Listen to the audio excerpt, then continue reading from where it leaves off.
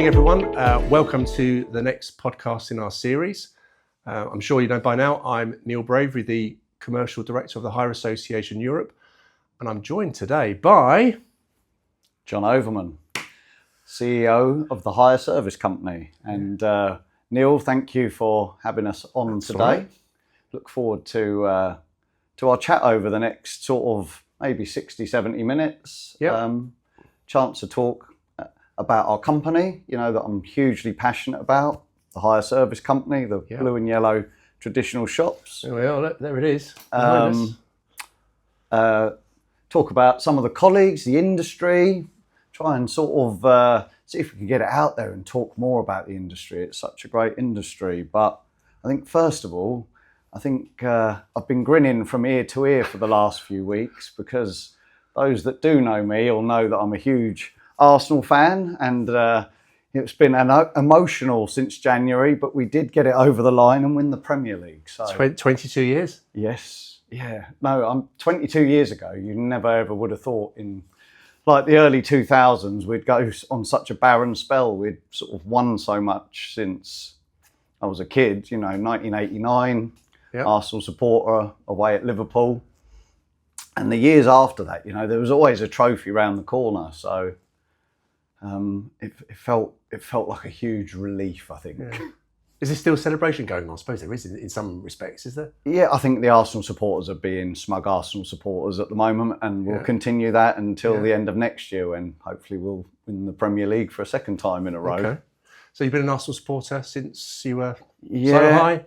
I think... Is it a family thing? No, I think it's probably in my nature. And maybe you'll have it a little bit in this story, that sort of semi-rebellious streak. You know, Mum was a Man United supporter. Oh, crikey. Dad was a Chelsea supporter. Dad took me to Stamford Bridge as a kid, but I still wanted to be an Arsenal supporter. Right. So I think it's probably a little bit in my nature is to maybe go against the grain a tiny bit.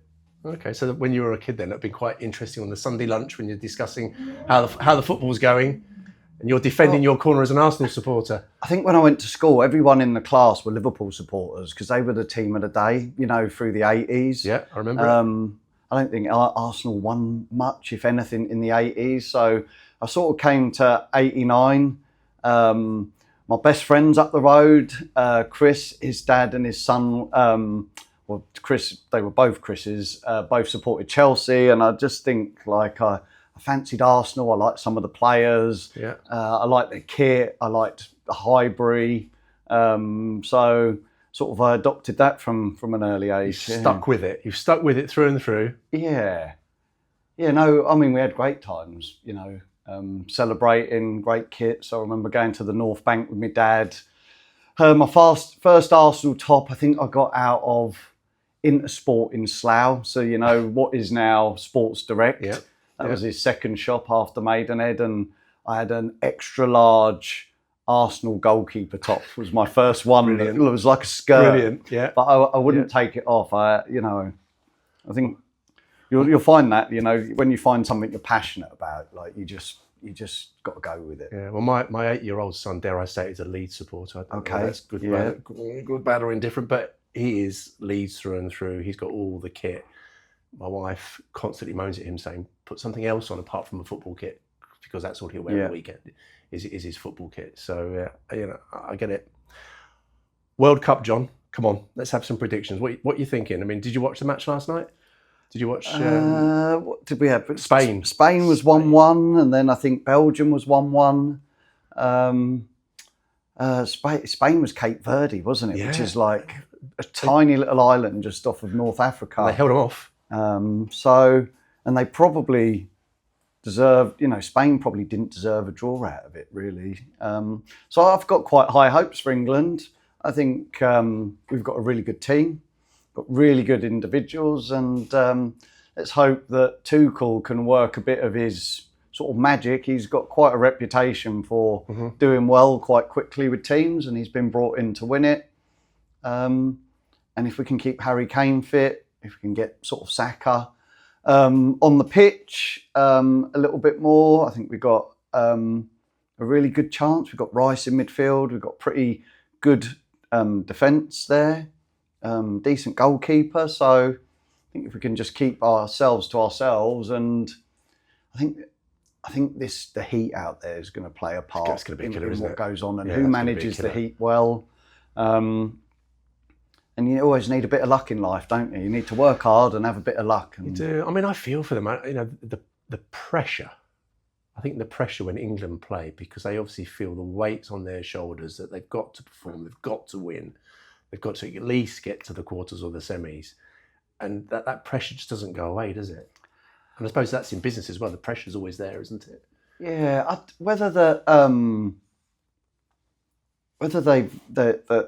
it being out there's a slightly enlarged World Cup. Maybe there's a bit less pressure on it than usual. The time zones are a bit odd, and you know, a lot of the players in the team have won stuff at really high level.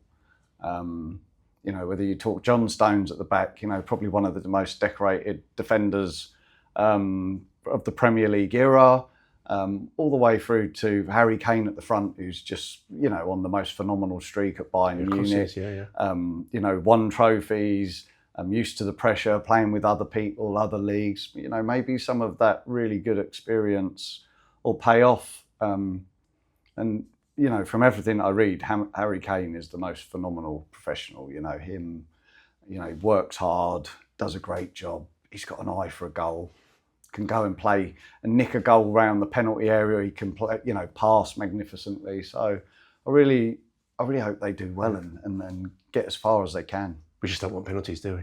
We just that whole penalty thing. Maybe we've got over it. I think we have.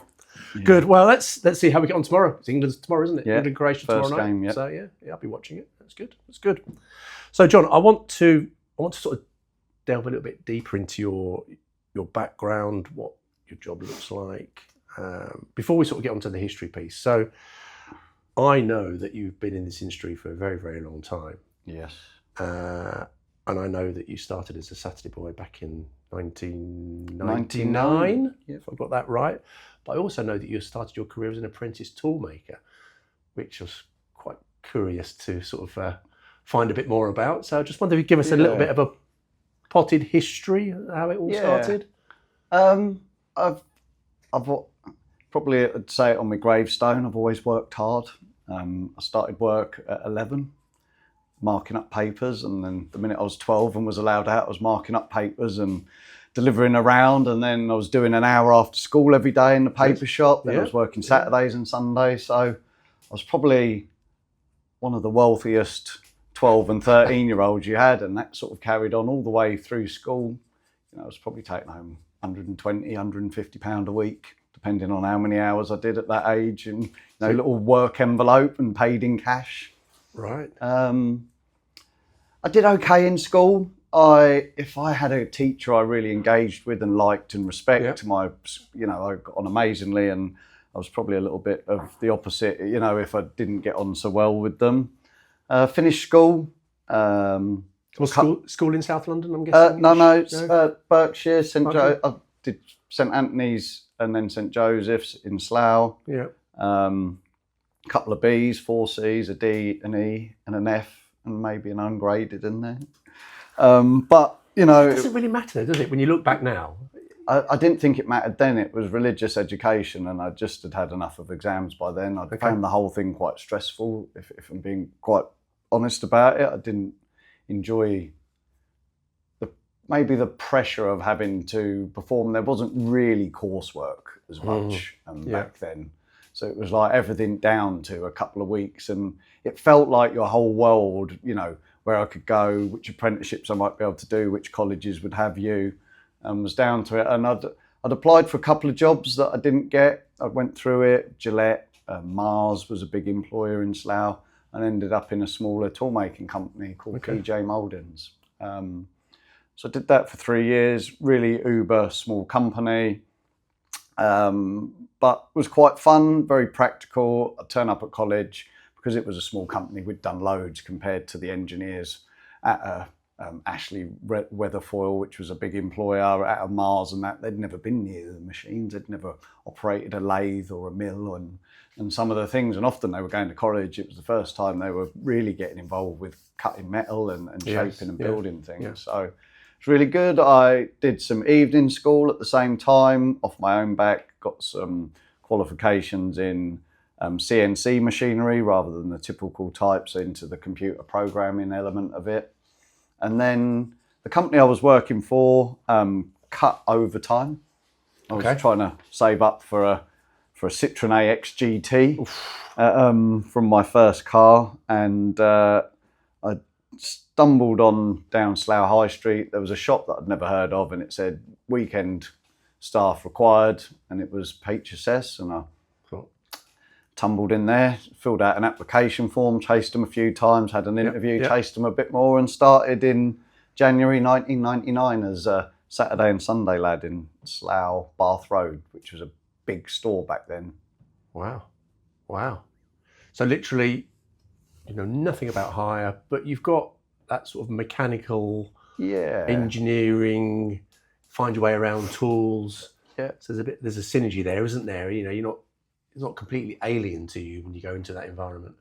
Yeah, no, I mean, to start with, as a Saturday and Sunday assistant, you basically did everything no one in the week wanted to do. So you cleaned the shop, dust the shelves, sorted the toilets out, and then, you know, if you'd done your chores for the guys in the week, then you got to serve customers, which was great fun. And I really, you know, it was almost, you know, where I worked in the paper shop, you had customers coming in, you were selling fags and papers and getting people's magazines that they'd booked for the week, and, you know, that would come in on the special edition. So you had a lot of customer sort of facing interaction, and then you sort of then spent the next 2.5 years looking at drawings on a wall and working out what to do with your week, with maybe talking to one or two other people, or very often just getting on with yourself, metal, the machine, and creating things. So the joy of dealing with, you know, some of the general public and trade really started to come back through.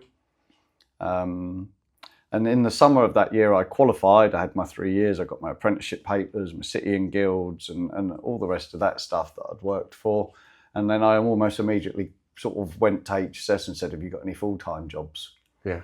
So I'd worked my way up on my apprenticeship from £2 an hour to £10 an hour, which back then on a 40-hour week was about £20,000 a year. So the Citroen AX GT was getting closer at this point. I'd probably done a couple of head gaskets by then. You know, it was a lovely car. I loved it when it worked, but it was like a love and hate sort of relationship with it. And I started at HSS, almost half my salary to start at HSS, because I thought it would be a really good career. Okay. So I went from 20 grand as a qualified first off toolmaker to £10,200.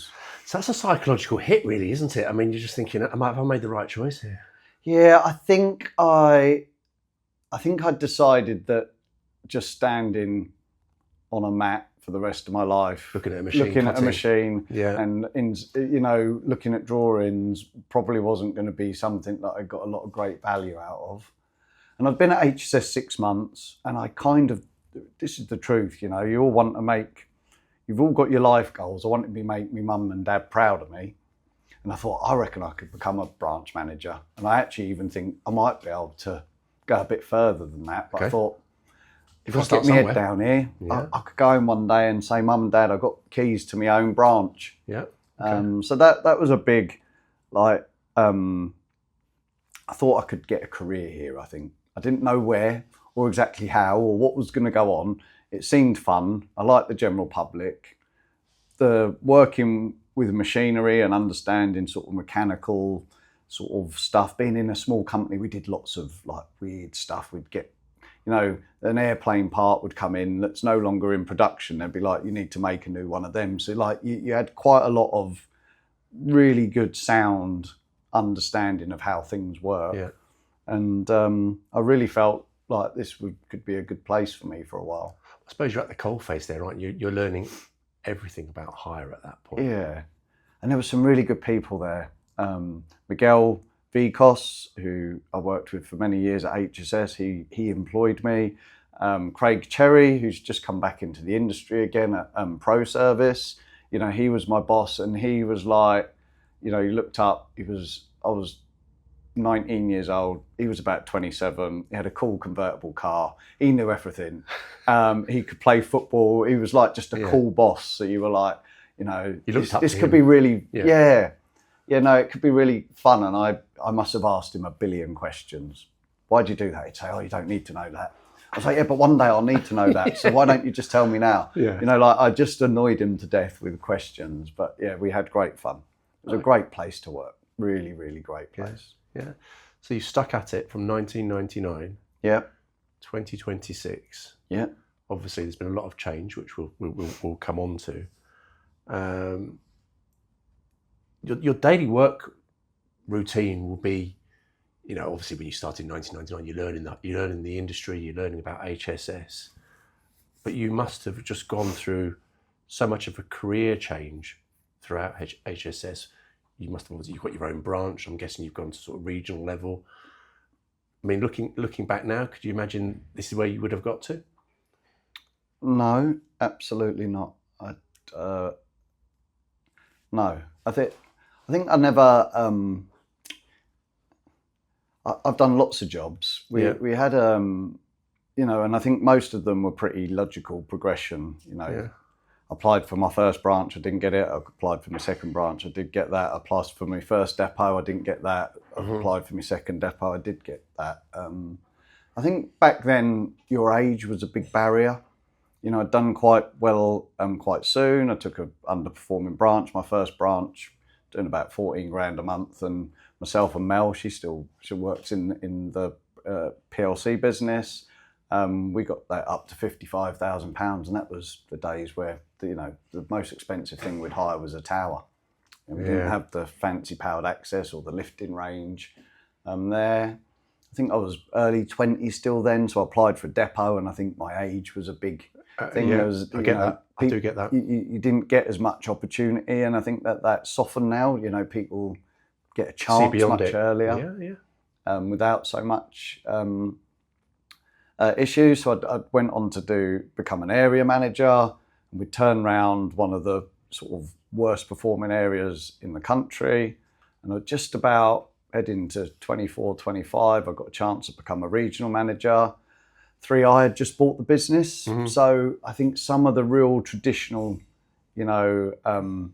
shackles that happened, you need to be here this long to get to this job, and there's like a line of people ahead of you. They'd come down, and 3i and private equity came into the business. I think it went to be a management buyout, and then it became a management buy-in. And I think what happened was 3i came in and started to really try and get the business to speed up in its execution, how it did things, how it thought about things. And I think a lot of the senior managers at the time decided that, somebody's come in and got hold of their toy set and are now playing with it, and they weren't so happy about that. But what that did is when there's any change in a business, because everyone thinks change is bad, change gives opportunity. Yeah, can't stand still, can you really? Change is different, and private equity throughout all the time that I've had here is the reason that we've been able to do the transformation with the business, because it teaches you to do stuff at pace. Yeah. And sometimes that pace is a bit hairy, sometimes it's a bit uncomfortable, and sometimes you're being sort of nerdled along. But if you can do things at pace and deliver projects at pace, it really benefits the business, and you can get through things much more quickly. Yeah, makes sense. So throughout your long career, John, what do you like about the hire industry? What is it? I think if you can remain close to the business and the teams and that, and not lose yourself in an office somewhere, you can really deliver for your teams, you can deliver for customers, you can get stuff done. There's a hustle and bustle of the hire industry, which I really enjoy. Yeah, there is. You never really know what's going to happen next on your phone. Providing solutions for customers, isn't it, really? So if you're very good with coping with different things all the time, the hire industry's for you. I think it can be very difficult if you want to go and focus on something and only do that and complete that task, wholly. Sometimes you might be T&R in something, but actually you now need to, halfway through it, you need to jump on some other things because that's what the customer wants right now. Yeah. And so I think just as long as you can deal with different situations, you can deal with fluidity, you can really succeed in this business. But you do need a mix of people. You do need people, who are diligent, that they're very good at detail, that things like that. So I think there's room for anyone in the hire industry. You've just got to get the role that's right for you. And I always think in this industry, it's about the people in depots listening to the customers, listening to what they actually need for the work that they're doing. Yeah. That's the bit where, if you get sort of too far ahead of yourself, you're not really listening to what the customer's asking for. Yeah, I think that's where sometimes the businesses can go wrong, is that you lose the voice of the colleagues, which is often the voice of the customer. That's not always 100% true. But if you've got really good colleagues that you trust and they've got their ear to the customer, then you'll probably do the right things. Yeah. I do think it is very easy to get caught up in what you believe is the right strategy for your business, but isn't necessarily aligned with what the customers want. Yeah.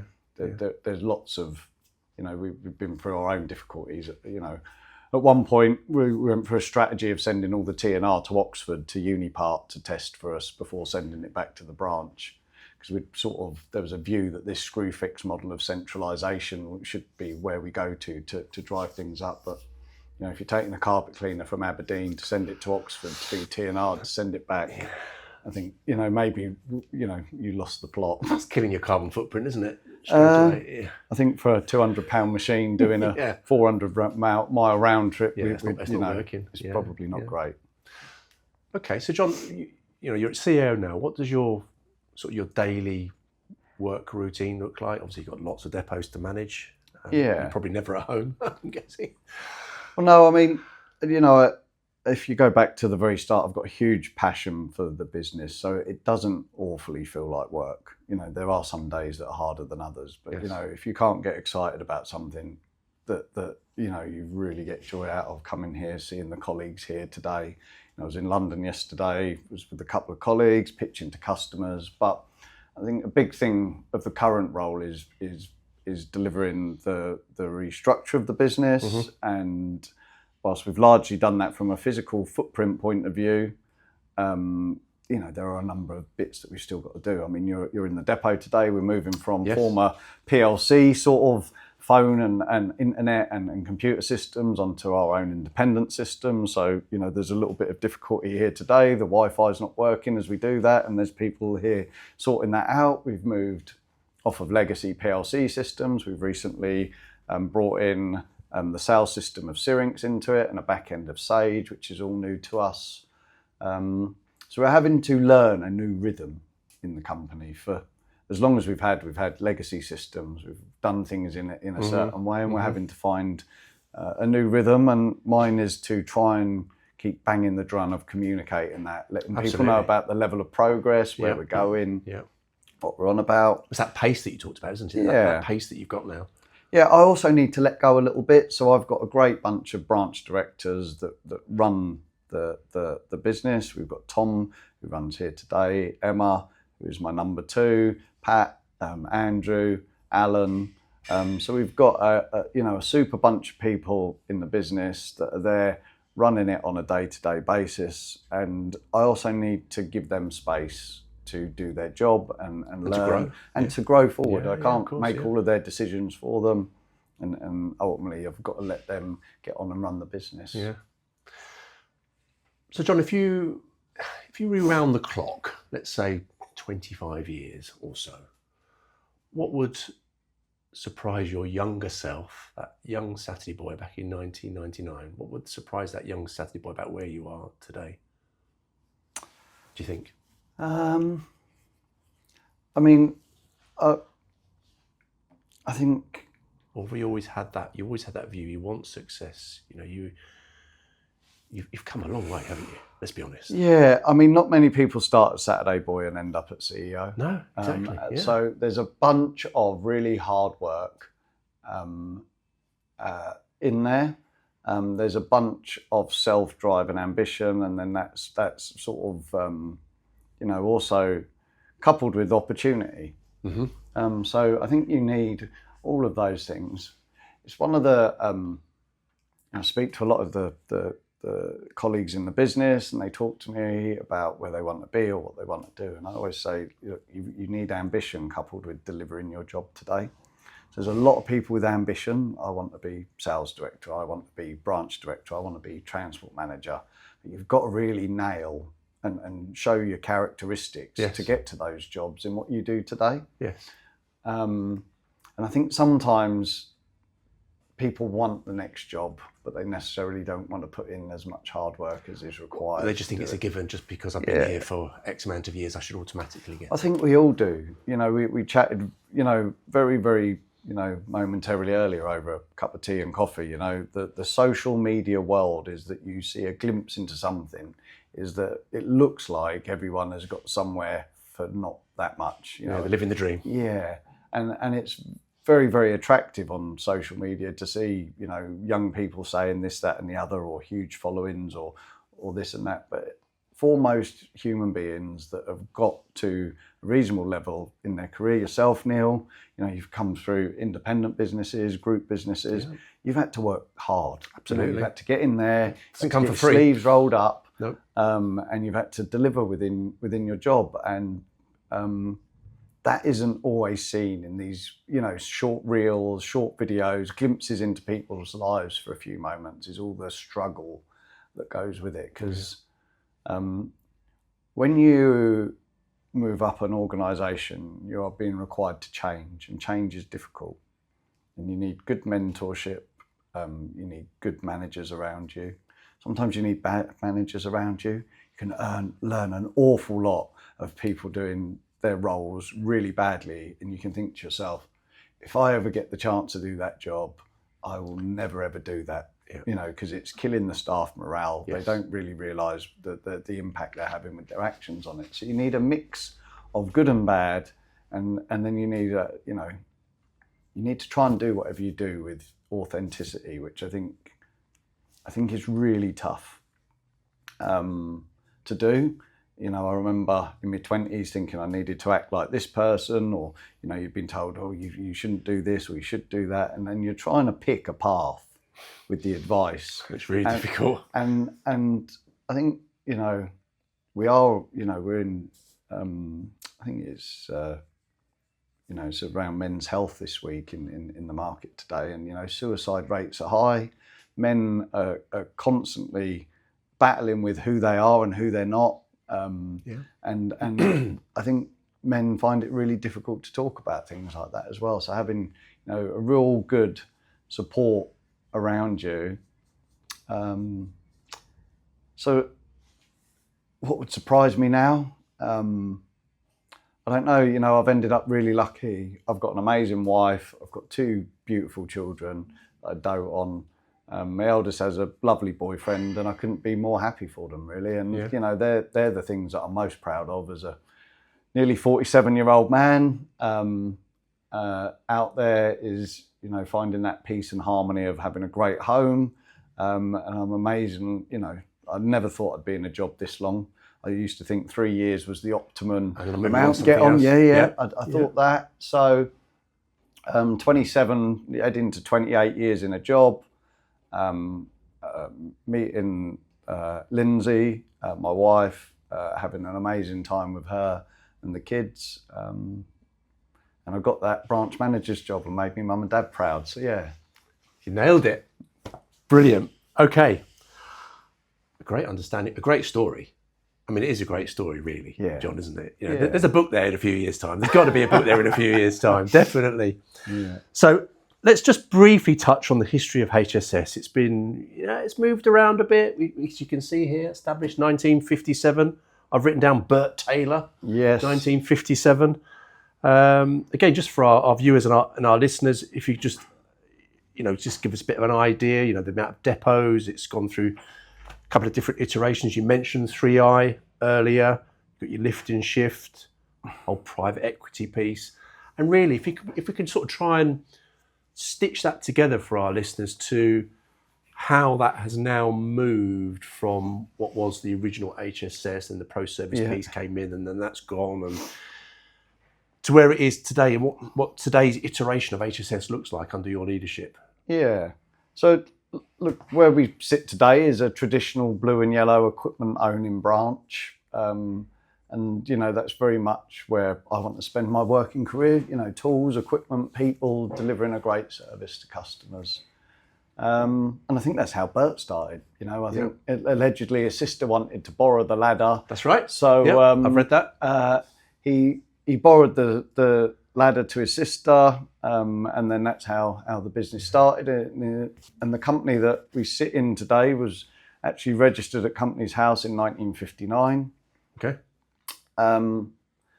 So I can give you a potted history that I know, because it's been heading on 70 odd years now. So I've got about 30 of it in my head memory.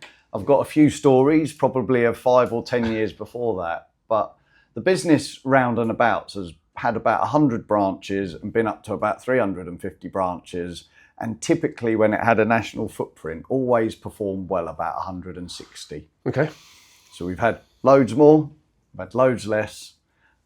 We sit here today, the branch network that we have today is about 70 branches.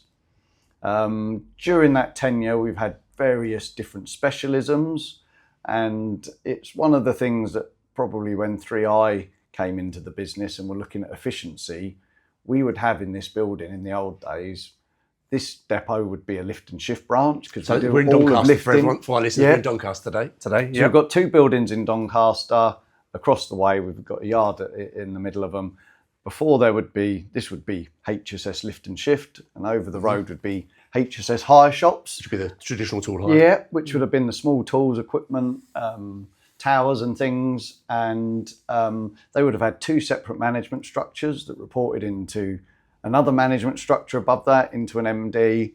And I think when 3i came in, they saw all these different management structures and thought, well, let's harmonise that, take out a bunch of cost and make the business a lot more profitable. Yeah. And I think that then started, you know, some of the specialisms we had, whether it was Safe and Sure, which was Jonathan Newport all those years ago, or Lift and Shift, which was Kevin Griffiths. They didn't enjoy that. And then they went to other companies. So, you know, you then had other iterations of those specialisms come up in some of our other sort of national businesses over many years. 3i owned us for a period of time from, I think, 03 to 07. They did a really good job. You know, they rationalised the cost base, did a bunch of things. We moved on to Oxeaf and Origo, which was Archie Norman's private equity fund. And then we had an American hedge fund. We then went from 2007 into a Great Recession, so we were highly leveraged, cash was constrained, so we had to really manage the business carefully. At that point in my career, I was running London, and we were in a bit of a bubble. We had the Olympics being built. Good times then, really. So we were doing all right. We were doing quite well in a tough market, and you know, I was in my own little regional manager world, really, you know, trying to run London, and kind of had my blinkers on that versus the rest of the company, really. We were then bought by Exponent, and then after a few really successful years with them and buying and building businesses, we rolled into the flotation of the organisation. And I'd say that was really tricky for the business. We were private equity, we had quite a lot of debt, and we had a real tricky period after floating, with how people saw the debt in a public world versus a private world. So we had lots of advisors that told the business it'll be fine and you'll be forgiven and you could pay it down slowly, and the rest of it was a pretty sort of frowned upon. So I think more recently, without going through sort of every single we don't need to. It's just to of everything, give our listeners an understanding of how we've morphed into where we are today. Really. I mean, what what the business executed was we sold a number of the specialist business to help us pay down the debt, to try and get more favourable, liking from shareholders and future shareholders. And then I think the plan really was for the group was to become what they would call an asset light business, which was to have no equipment holding businesses, which sort of brings us to where we were today. PLC Group did a deal with Speedy Hire to make them their preferred partner for an that's the equipment pro range. service piece. Yep, and so they've got an ACE plan that they're off looking to deliver, and out of that we were able to find new partners with Endless to help support the business through its restructure. And really we're sat with a business plan with Endless. We've restructured and shrunk the footprint of the business, and we're now sort of putting in new systems, and we're sort of pushing forward with our own plans and customers that really sit key within the areas we're looking to deliver in. So our specialism is really commercial fit out, retail, FM, mechanical and electrical. So everything that wants a building's built. You're not going to go and get a 4-tool compressor from us, or great big huge mixers or piling excavator. That's not happening. Yeah, no. So that's what you will see out of the core of our CDCs. And then we've got a builder's merchant range where we put a concession into a builder's merchant. There's about 100 products that hire really well there. So just the fast moving items. SL10, SL15, mixer, whacker plate, breakers, all of that sort of stuff that you would get. Traditional tool hire stuff, I would say. Yeah. And what do we partner with a number of builders merchants, and they have great footfall compared to a hire shop. Of course, yeah. Most people get stuff delivered in the UK, which anywhere else in the world they find really odd. Yeah. In Europe, 50 to 60% of hire is picked up by the customer.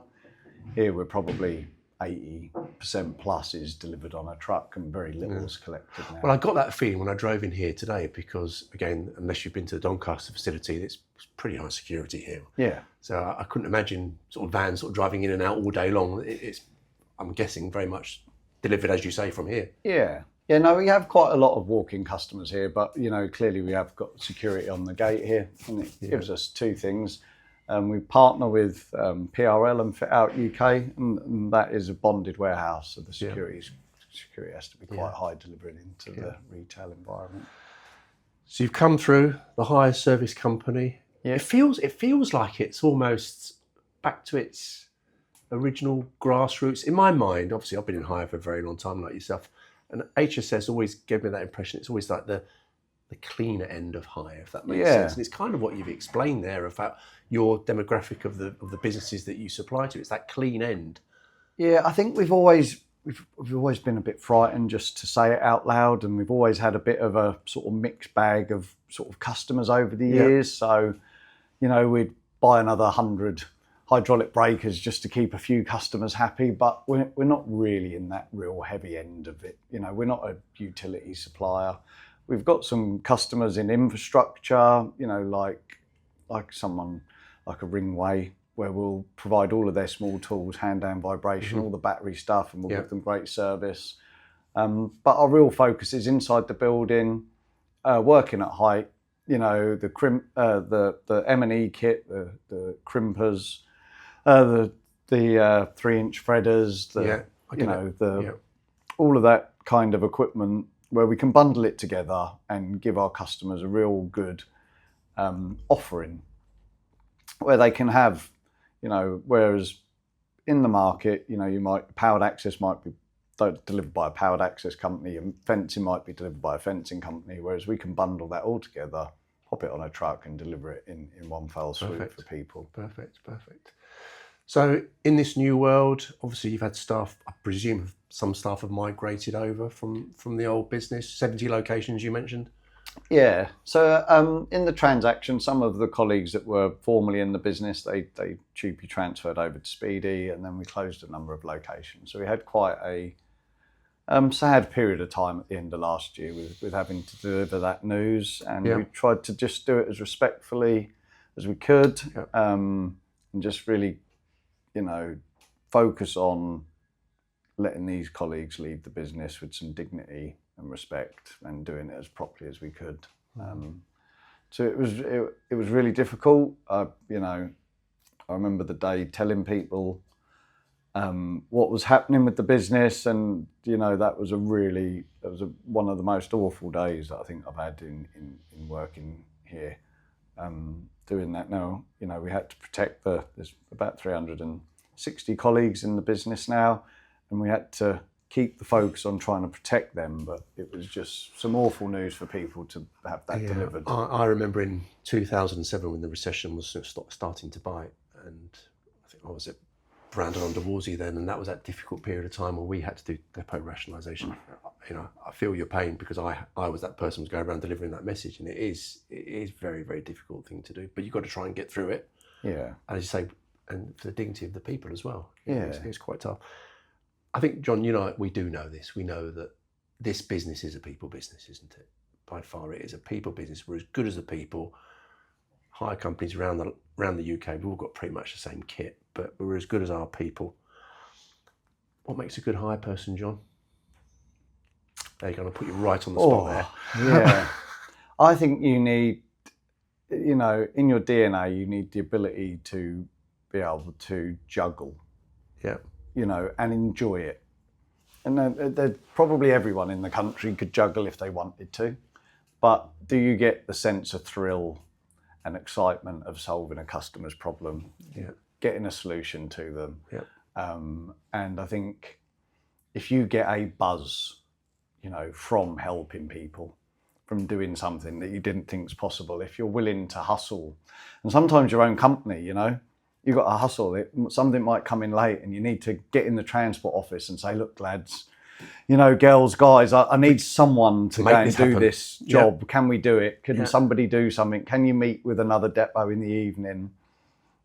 Can you do that? And I think if you do that, you win customer loyalty. And I think if you go back to it's a people-based business, the hire industry is very odd. If you add up all the biggest companies in the UK, they're probably 40% of the hire industry, which shows how much it is people dealing with people, because the majority of the UK market is taken up by independents. Yes, absolutely. Independent businesses dealing with independent customers and larger customers and national customers, but able to deliver that service. And I think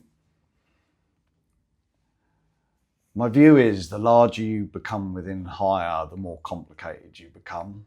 And I think there's a probably sweet spot size where you can still deliver really brilliant local service and have a scalable business. And I think when you become in scale in here, you try and put process in, and then the process stops the magic happening. Mm-hmm. The people magic. Yeah. I'll tell you what I've noticed, John, over probably, I'm going to say, at least the last 10 years, more women in hire. You have a young lady on your desk here today. Two. Grace runs transport across the way there. I mean, we got to be honest. Women are pretty good at multitasking, aren't they? I had them in my business. They are good. They're good, and it's good to see more women in hire.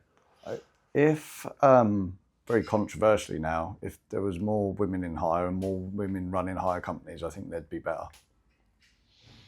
You will never ever get, very rarely have I seen, a man do what a woman can do. Yeah. But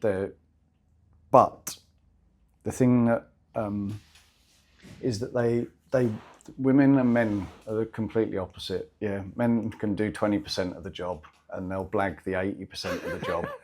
And they'll get through it somehow. And they're quite fine with blagging the 80% of the job they don't know. And maybe it's 50% of the job. And you are right about the blagging piece, I think. You have to be a great manager to build the confidence in your female colleague base. And know that, because they will worry efusively about the 5% of the job they can't do. Yeah. And they'll worry to the point where they wouldn't apply for another job, or they worry, I can't do that bit. Mm-hmm. And we can teach them it. We have a lot of women. The person I lean on to run the business on a daily basis is Emma Graves. She's been here 9 years and she is the heartbeat of this business. Brilliant. And you know, as I say to her all the time, you know, I need her to be able to do this so I can sort of have a bit less time in the business one day. You know, my daughter's in the business, Sophie Ray, she's coming up 21, and I phone her all the time when I want detail. Like she wants a purchase order, she knows what's going on with the rate. She would never do anything in the system that she doesn't think is 100% right. So we were doing our first mid-month invoice batch yesterday, and somebody phoned me up and said, I've spotted this wrong and that. So I jumped Sophie. Yeah, no, there is this going wrong and this and that. And so they just need to, Sophie just needs to do her time and learn. She's been sort of on and off with the company through a sort of university and study period. But, you know, you've just got to fall in love with something. Mm-hmm. Yeah, and our colleagues are either do 0 to 6 months and leave because they don't find this hustle and bustle fun. The fit's just not right for them. The hustle and bustle doesn't always go right, does it? You know, like there's a bit of ups and downs in hire, there's a bit of breakdown, there's a bit, the customer's not used the equipment maybe as it should be. And or they've damaged it and there's a problem. And you've got to be able to phone people up and sort of have difficult conversations. Sometimes semi-confrontational. You've got to be able to say, no, actually, no, I think we're right. We did do this. Or sometimes you have to phone, okay, no, I think you're right. You know, I've listened to what you said and that's correct. And it's not for everyone, but... Yeah. That's where I think the women are good, with that confrontational piece. I think they're really good at diffusing situations, I think. Yeah, I think maybe a bit of male to male, you know. Probably, Who's going to be the right out of this? So we work really hard on that. As a father of 2 girls, you know, I know how good they can be in this business or in any business, and it's just being given the opportunity, I think. And I think there still is some behaviour within the construction and associated industries which would put people off working in them. Yeah, but it shouldn't. No, it shouldn't. Absolutely it shouldn't. Well, I know if I look back at my old business now, there is a lady running the biggest branch. So for me, that tells me all I need to know. Yeah. So John, you started as an apprentice. What's your view on apprenticeships, university? Give us John's view on that. I presume you're taking apprentices on within the hire service company? We've got plenty of apprentices. We must be sort of must be heading towards 3, 4, 5% of the team. Good. You know, there's a couple of apprentices in here learning as we speak today. Yep. We're recruiting for 3 or 4 down in the lifting centre in Cambridge. Mm-hmm. I call it Cambridge. It's St Ives, but it's everyone thinks we're in Cornwall when I say St Ives. Yeah, that's the wrong one. Yeah, it's a small town in just beside Cambridge where we are. We do a lot of lifting. I really like apprenticeships. I think it brings people into work. It starts to give them life skills. They start dealing with different people.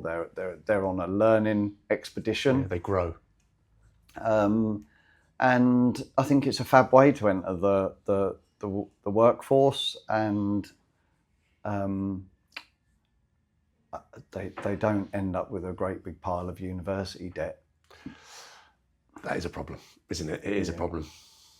Yeah, and I don't think we've worked out how to deal with it really. As an economy and as a country, you know, that you can go into university, spend 4 or 5 years and come out with an extraordinary amount of debt out of it. So they'll probably never be paid off, let's be honest. Yeah. Probably never be paid off. Well, it's good to see you've got apprentices coming in. That's good. We talked about the people.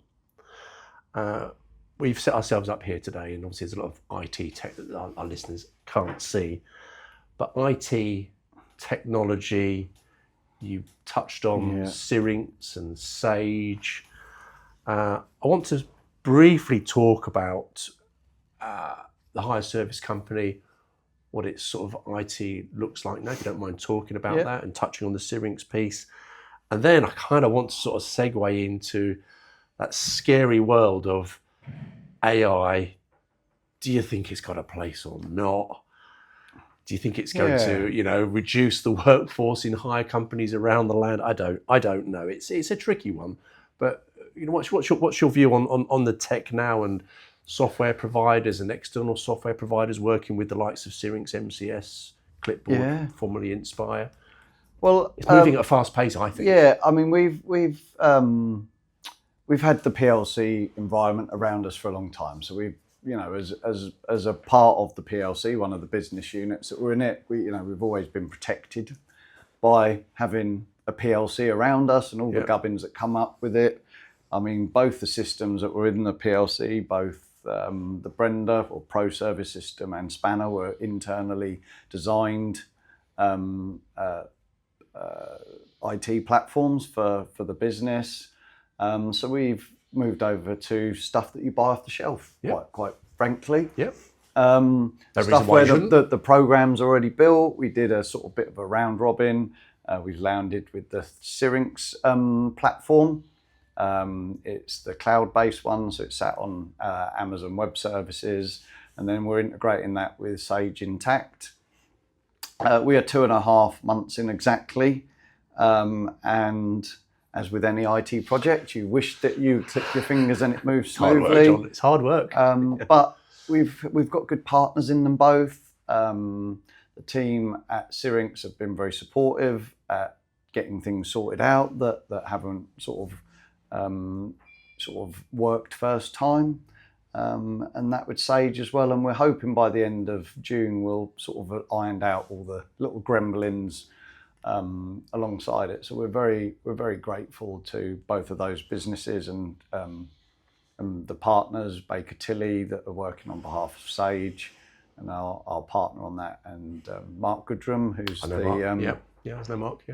Who's the MD of Syrinx. They've been very good at getting stuff fixed.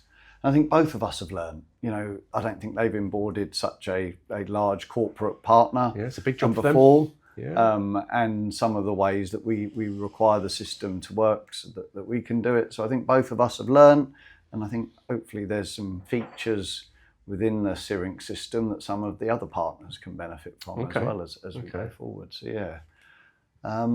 AI. What do you AI. think? I think there is. It's everywhere, isn't it? It feels like I think everyone in the country should learn how to use it. If you're in the working age, I think you should learn how to use it as a tool. And I think you should learn it the same as when computers came out and somebody decided to learn how to use Word for the first time, or Excel. I get that, and some people said, well, I'm not going to learn that. I'm going to stay on manuals and I'm going to do this. So I think it's like having email or Word or Excel. It's just another thing, isn't it? Yeah, and maybe there's some businesses sat there thinking they can get rid of 30 people in a call centre because the AI bot can respond for them. I'm not sure about that. The way I view it is that we've got some really good colleagues in the business, and maybe I don't need another person to do this because we can get some AI to do it for us. And I see it as a great tool for colleagues to be better. So can it help them do something? Can it create some reports for customers? Can it create some insight into some of our data much more quickly than one of the analysts that sits there for hours trying to make sense of some customer data and that? I think it is very good. I think there are different AI systems that are better for different things. So, if you're using Excel or you're looking at spreadsheets, I think Claude is the best one at the moment for that. Whereas if you're looking and to do other things, maybe Grok or one of the other ChatGPT or other Copilot, they're all out there, aren't they? And the Microsoft tool itself has come a long way. You can do a lot within Microsoft using its own Copilot. So I think there's a huge rush from either Google and its AI and that to try and get that.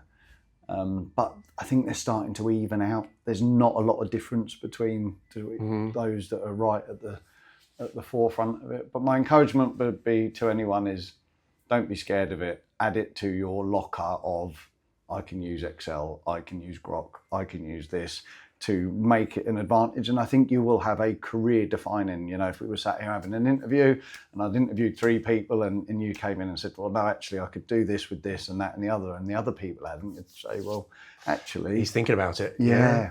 And so I think use it as a weapon in your armory to further your and benefit your career. Yeah.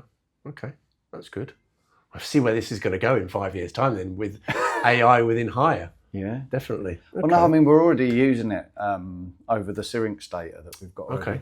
So, we're using basic AI to start to drive some level of reporting. And, excitedly, syrinx are using Claude as well themselves, and they're about to launch their beta version across their data system. So we're going to get on that and start testing that. So hopefully we can produce better and quicker and neater looking reports for customers, because sometimes they're a little clunky. Yeah, sort of 20-year go spreadsheet looking thing. So maybe we can give our customers some insight about what they're up to help them too. Sadly, I can remember the first time that we ever created an on-hire report for a customer.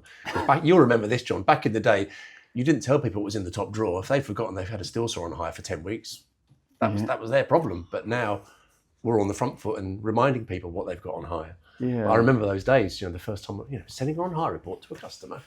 No, I think we started that. We started sending stock on hires to customers, and all of our competitors used to laugh at us. Yeah. But I'd say, we've probably got some customers that date back to when I started, still with the organisation today. That's good. So we've talked about the transformation to the hire service company, its history. We talked about the 70 depots, pro service, the speedy relationship. Where do you think the marketplace in the UK is going, John? You've got the independents, which we know, obviously outweigh the nationals. There's been a lot of rationalisation of other national hire businesses that sort of shrunk their footprint. Do you think we've sort of levelled out now, or do you think there's still a bit of movement at the top end in the UK marketplace at the moment? I know that's a bit of crystal ball thinking, but a lot's happened. The last 2 years, a lot's happened, hasn't it? A lot has happened. And I was with a tier 1 contractor yesterday, pitching, singing for me dinner, as I do. Yeah. And, that's where I spend my life with colleagues and customers. That's what we've got to do. Yeah. And they asked the same. They said, well, what's happened to you? What's happened to Pro Service? Yeah. Why have Speedy done that? Yeah. What's happened at VP? Yeah, and why have they done that? Yeah. They said, there must be a fundamental thing wrong with the UK hire market. And I think there is an oversupply of equipment, and I think that's driven by some of the manufacturers, giving quite encouraging deals to businesses of all sizes. I think one of the issues is that a very small business and a very large business are buying at roughly the same price. Yep. There'll be a few percent in it. So, buying spending 200 million on capex that maybe someone like a Sunbelt might do, and spending £1 million as an independent, the price differential is quite low. Yeah. But at the moment, I think the only thing that can change the hire market to improve it, I think, is customer behaviours and valuing what larger hire companies deliver for them versus smaller hire companies. And I think there isn't that in there. And I think it might be a subset of the way that we build things in the UK versus other countries, where tier 1 contractors typically, not all of them, subcontract to subcontract. And I think the standards that the tier 1 wants, and perhaps what the subcontract from the subcontractor willing to accept from a hire supplier that are actually doing the work on site, are very different. So those characteristics mean that, if you take ourselves, we may do £45 million of turnover. Take a hire company doing £3 million. We've got Force Gold. We've got ISO 9000, 14000. Safe hire. So we pay for all of that. We've got CAPS trained engineers. Everyone that joins our company would have been through all the proper employment checks. We stick to working time directives. We've got class 2 drivers, so they need their CPC hours, they need their FORS hours. There's quite a number of accreditations, and a customer I was saying to yesterday is like, what you do is the same as a tier 1. For the size of your business, you've got tier 1 standards within your organisation. as I was driving out of London yesterday evening, there was a Range Rover with 3 access machines on it that shouldn't have had 3 access machines on the tow bar. The front of the tow bar was up that, and that has probably just come off of a site where accreditation should be so much higher. Yeah. But there's no value between that driven. No one puts a value on that for whether you're Sunbelt, whether you're Speedy Hire, whether you're us, whether you're VP.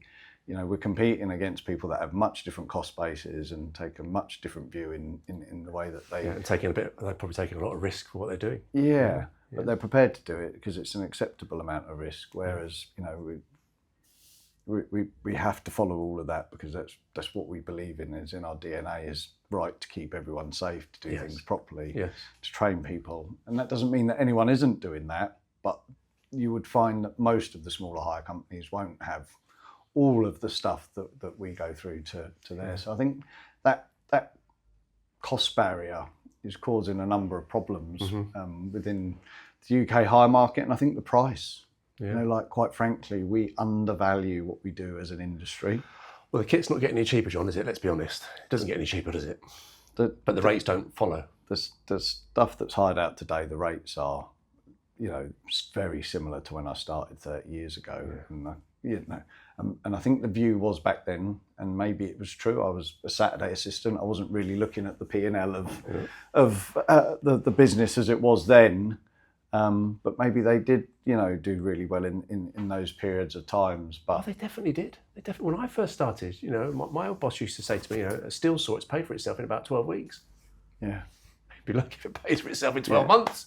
I mean, a steel saw's £550, and I still see people today when I go and visit them, and they'll be paying £6 to £8 for one. And I just don't understand how. Where is anyone in this? You're not making any money there. This in any company, and they try and say, well, I do it at £6 to £8 because I get a dumper or I get a digger. Yeah, but it's not. But none of the prices are good. No. So somehow we have to, lift the tide for everyone. Yes. This race to the bottom is crazy, and I think it's been driven, as I say, largely driven by manufacturers giving exceptionally generous terms and conditions to people. I'm going to mention a word now. I was driving over here today. I thought, do I mention it? Do I not mention it? But I'm going to mention it. I'm just going to go with it. Brokers. Yeah. Is there a place? Is it causing a problem in the marketplace? Do you think? There's lots of different views about brokers, and I think it all goes down to the quality of the organisation that you're dealing with, whether you are a broker, whether you're a hire company. I think some customers are ultimately very loyal to individuals. We talked about it being a people business, and they like to deal with people. And I think some customers or some businesses are attached to brokers, some of it's attached to hire companies. Business in the UK, in this industry, is people dealing with people. Maybe Neil, tomorrow you could, start up again as Neil Brokers Limited, and you would maybe know a few customers that would phone you up no matter what. Yeah, that's true. Yeah, that's very true. In Europe, there's a number of large hire companies that sort of club together and say that they won't deal with brokerages. So I have no issue with quality brokers that have quality relationships with us, and we deal with a number of brokers, and that they stick to their word and they pay you on time. And then there's some people that, and that can be, they don't have to be brokers, they can be asset owners that are less trustworthy and sort of mess you about a bit and don't pay you on time. And ultimately, to run this business, we require an amount of money in every week on cash flow to pay for all the things that we're in here, this building that we're in today, salaries of everyone that works here. So we value customers that value our business, value us as individuals, treat us well as a hire partner and as a hire company, and that they pay us on time. Yeah. Okay. Interesting. That's good. Not much more to go, John. You're doing well. We're doing all right. Yes. We're doing all right. Okay. Ageing workforce in hire, it's a problem. We're all getting older. Yes. We as an association, trying to encourage school leavers to take hire as a career opportunity. It's not necessarily about being in the workshop or on the hire desk. It could be in IT, it could be in accounting. In your new, iteration as the hire service company, clearly you want that younger workforce to come in. How are you encouraging people to join the hire service company? Obviously, you mentioned apprenticeships. Yeah. Just to combat that aging workforce. We, when you walk around the building today, we are a good place for people to come and try. It's nice. I like out. It. Yeah. We have a mixed demographic of workforce. We do attract quite a lot of younger people into the business, and the business is very good employer of people with attitude. So we're probably not your typical, if a branch manager job comes up or a job comes up, we're not saying that you need 20 years hire experience and you must know the inside out of a still saw and how to replace a pot and piston. Yes. We will look at your, what do we employ over anything else? A can-do positive attitude. I'm a great believer of you are a writer of your destiny. If you are miserable every day, I guarantee you will write yourself a miserable life. And if you it's mindset, isn't it? And if you've got a good positive attitude, if you believe you can overcome things and that, we would employ that and teach you how to hire. It's hard to teach people hire equipment, but if you've got a general attitude, you're willing to learn. We still print catalogues. We are one of those that does. We've got digital catalogues you can download, but we've got physical catalogues, and we also think that's a great learning tool for people. So we print them a bit for ourselves, and we print them a bit for our customers, but it's a dual thing. You can learn, you can open stuff up, you can look at different segments within it.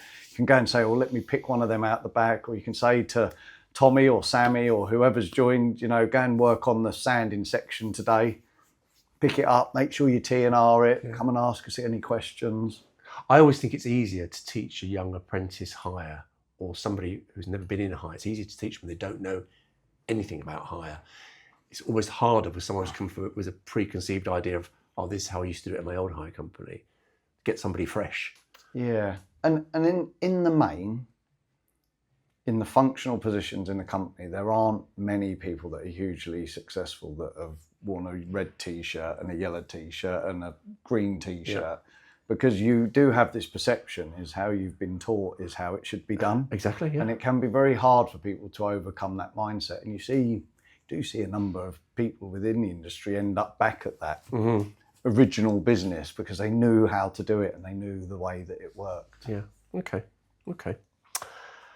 Last couple of bits really. Sustainability, it's always the high on everyone's agenda. I'm sure when you're speaking to your tier one contractors, you say singing for your supper. They want to know about what's the sustainability pathway for the hire service company and how are you tackling that? Would that be battery tech, recycling? Yeah, I think so. The one thing this company does naturally versus any of our competitors is consolidate, because we have all the equipment ranges in one of our delivery centres. So everything we do naturally gets put together and delivered to your site. So the amount of movements per site is reduced when you use us as a supplier. And then that bumps onto is more vehicle movements, more accidents, less vehicle movements, less accidents. And if you're working on a big high-rise project, you might have lift time, you might have the amount of time that banksman, loadsman, delivery slots and that. So I think we naturally give people a good advantage on that. And I think we do about 30, if you ordered from somebody that has all those ranges, but from different specialities, we reduce vehicle movements by about 30% versus a more traditional way of doing that. So that's a great start for us. I noticed your electric van in the car park this morning. We've got a number of electric vehicles. I think when you get to battery technology, it's a continuing moving feat. We've got a 7.5 ton vehicle coming in on trial. And I think that's up to about 140 miles that it can do in a day on a charge, and that's on a 12-hour 12-hour charge overnight. So that's going to go into Heathrow under test. We've got a number of electric vehicles. We've invested in electric plant and some of the Hilti range. I think still have a really good range. If you take 5 years ago, we bought still equipment, a lot of with the backpack chargers and some of the batteries. The batteries in machines would last 15 to 20 minutes trigger time, full trigger time. The backpack's about 40 minutes, 30 to 40 minutes. The latest range that have come out from still, we're now up to an hour and a half of trigger time on the backpacks. Yeah, that's becoming a game changer, isn't it? So I think you're there. So we've sometimes invested a bit early and bought stuff that probably isn't, some of the cut-off saws, you get one good cut. That really on a gang all day is not suitable. If you're really working some of the tools. So I think as the iterations and the generations of battery and technology come on, I think more of it becomes more viable for people that are working with this equipment for many hours a day. Well, it's got to be bomb-proof and higher, isn't it? That's the litmus test. Can it last on a higher fleet? But hire is a circular economy. It's got to be one of the best ones. If you just start with the idea of hire and the industry we work in, there's got to be one of the best for sustainability. Is we buy a tool and we lend it to you when you need it, and we lend it to someone else when they need it, and they don't have to buy that tool. Exactly. So otherwise we have to buy one, you have to buy one, that customer has to buy one. So we work in a really, really grand and positive area for the circular economy, and I think hire should be more at the centre of it. I think ourselves as an industry should be really championing that and pushing that with Mark and the rest of the HAE team to the government. Is like really invest in hire, give us as much advantage as you can, because we're helping drive something that is generally positive for the country. Green agenda, the capital allowances that we're looking for the government, which we do. Okay.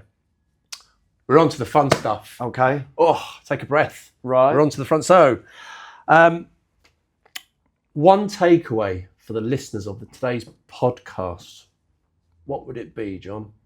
I think find a career, whether it's in hire, whatever it is you want to do that you're really passionate about. And then I think the more you can be passionate about work, the less of a chore it is, and give it your all. If you get an opportunity, if you get people that want to invest in you, grab it with both hands, and find something that is fun and exciting for you.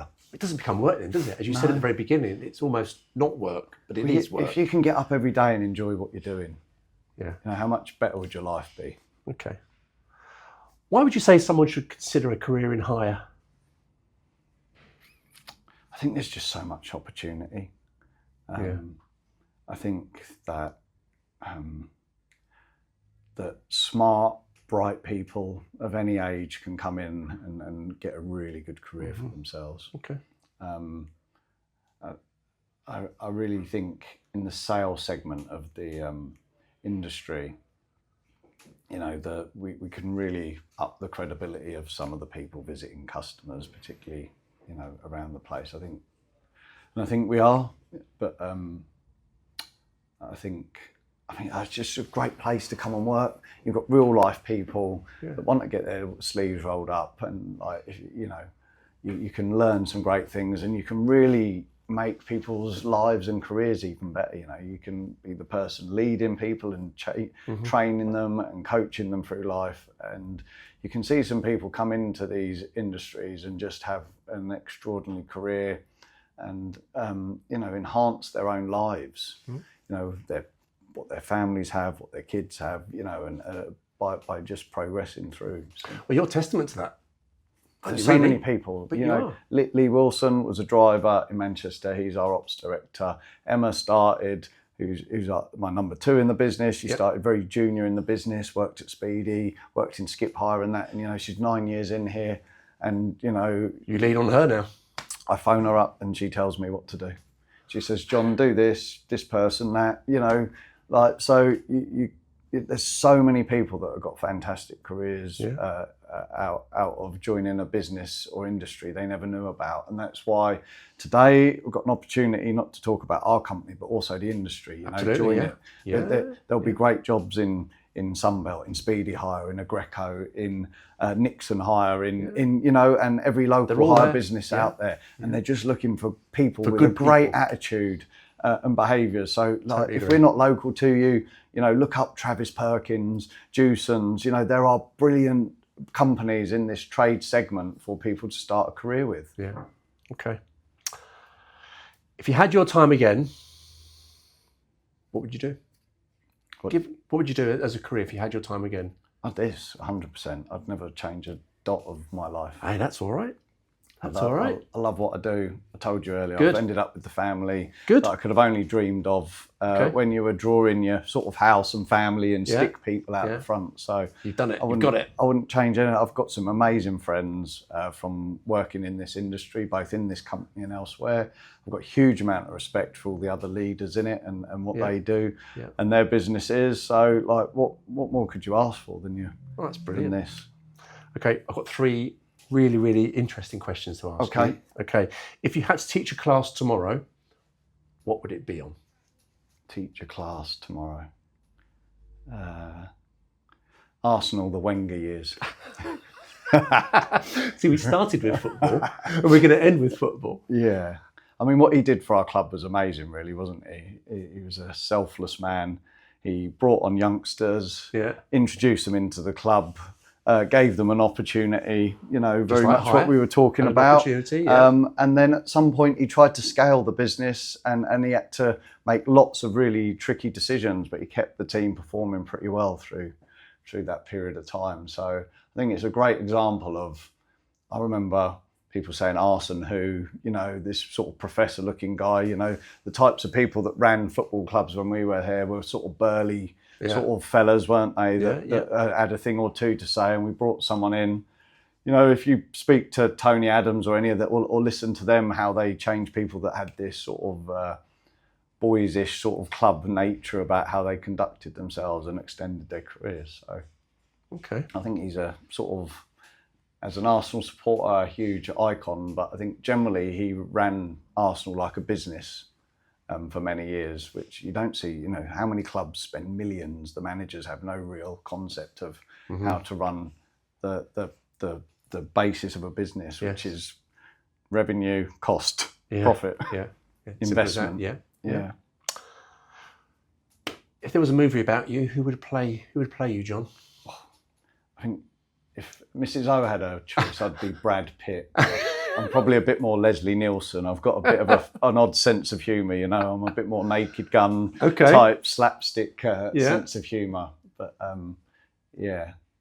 somewhere between those. Somewhere between Brad Pitt and Leslie Nielsen. Okay. Yeah, I'd like Leslie Nielsen's humour, and I'd probably really like to look like Brad Pitt. But, but for the sake that Mrs. O, I think, has always fancied the pants off him. Okay.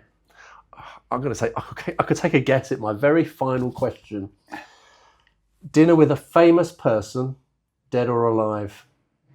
You know, I'd really like to have a dinner with Ian Wright. Oh, I thought you were going to say Arsene Wenger. No. Okay. No, well, I think Ian Wright's tried to do so much for football. He's got an infectious personality. You know, he's just so positive and happy, and he wants to do, you know, I love it, you know, and he was a great footballer for us. And he's probably been on his own career, you know, as a footballer, he was a nasty little git, weren't he? You know, like he would give you hell. And he scored, he was really successful. He came through late, you know, long non-league to Palace and all the way through. But I think it'd just be so fun. I don't think I would have as much fun with Arsene Wenger. But you would with Ian Wright. Ian Wright would be a right bubble, wouldn't he? Yeah. Good. We start with football. We finish with football. Thank you, John. Thank you, Neil. It's been really good today. Really enjoyed it, and I hope our listeners have enjoyed it. Thank you. Okay. Thanks very much.